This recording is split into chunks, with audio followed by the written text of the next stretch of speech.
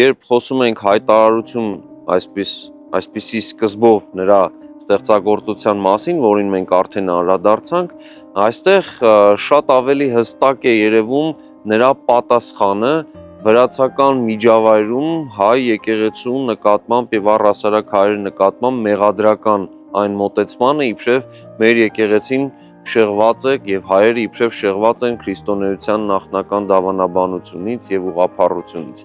Եվ այստեղ նա շատ հստակ այդ փաստաթղթով պատասխան է տալիս այս մեղադրանքներին, հիմնավորում է մեր եկեղեցու ուղղադավանությունը եւ հայերի ուղղադավանությունը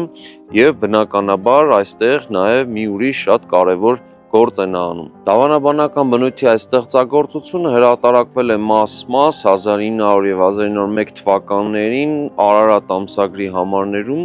եւ այստեղ երևում է, թե ինչպես է Մխիթար Գոշը պատասխանում հայերին ուղված մեղադրանքներին վրաց եկեղեցու կողմից եւ մենք շատ լավ հասկանում ենք, որ այդ ժամանակ այդ մեղադրանքները ոչ այնքան դավանական են եղել իրականում,